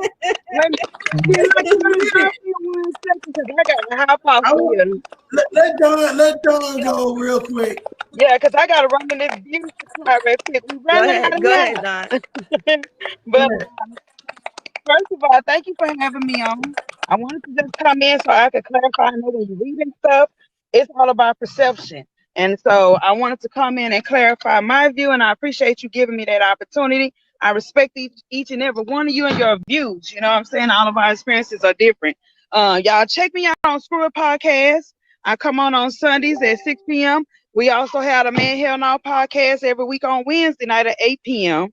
And you got to come prepared because you see how I was talking before you told me to watch my mouth. We do everything on our We do everything on our podcast. You're gonna see some news and hear some language on there, but it is what it is. But I'm gonna follow your page so I can check you out more often. Mario, thank you for sharing it. That's how I got here in the first place, was him sharing it.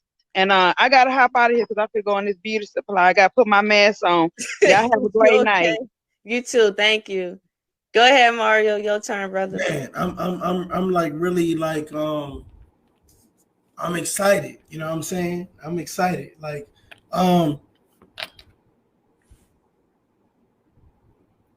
Like I've been a lot of places. I've seen a lot of things. I've been in a lot of situations where it's been a little sticky. You know what I mean? It's been a little sticky. But this is one of those situations where whether you young, old, middle age, whatever the case may be, you can sit back and you can listen to people and have their different experiences or whatever the case may be. You have a special platform.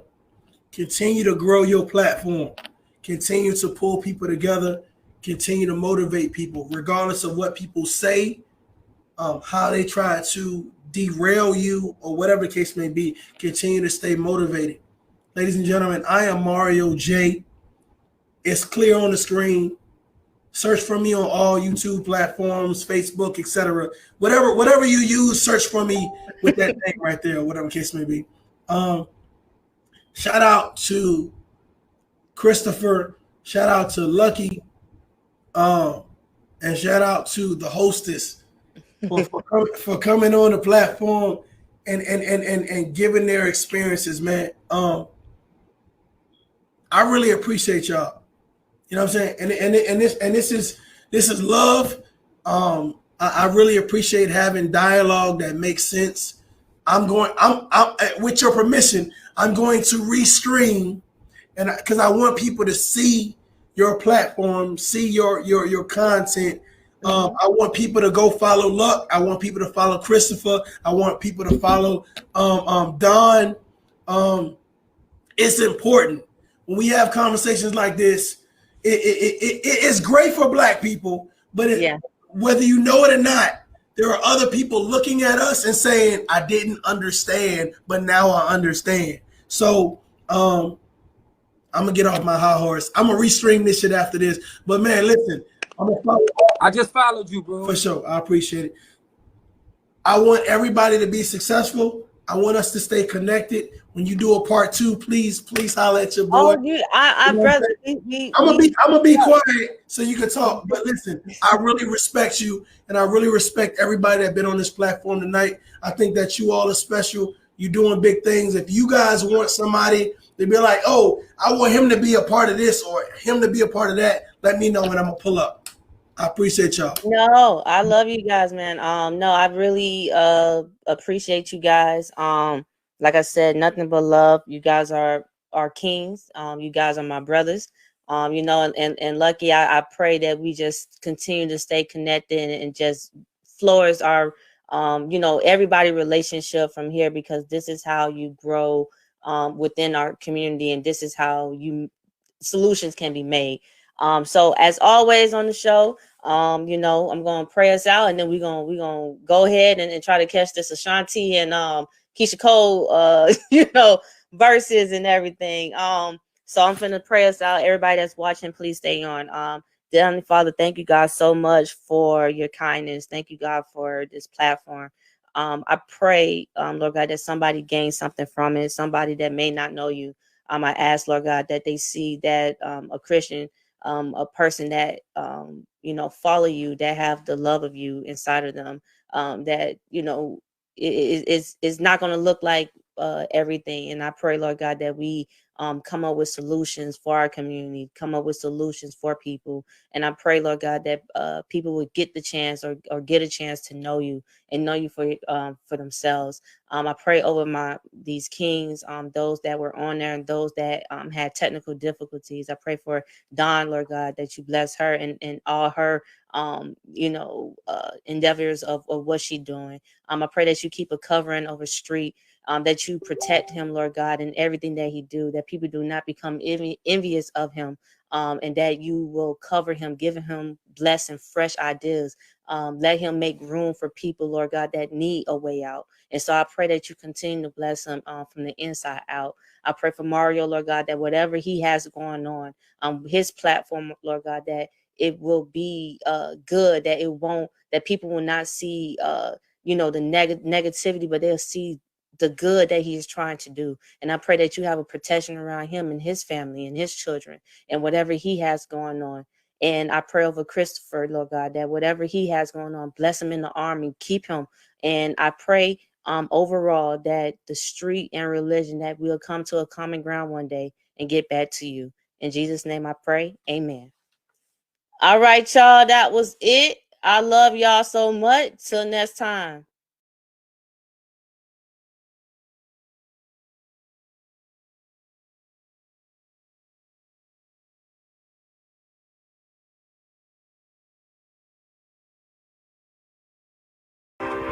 Oh, you motherfuckers. Okay. All right. I'm putting cases on all you bitches. Huh? You think you can do this shit? Jay! You think you can do this to me? You motherfuckers will be playing basketball in Pelican Bay when I get finished with you. Shoot program, nigga. 23-hour lockdown. I'm the man up in this piece. You'll never see the light. And who the fuck you think you fucking with? I'm the police. I run shit here. You just live here. Yeah, that's right. You better walk away. Go on, walk away, because I'm going to burn this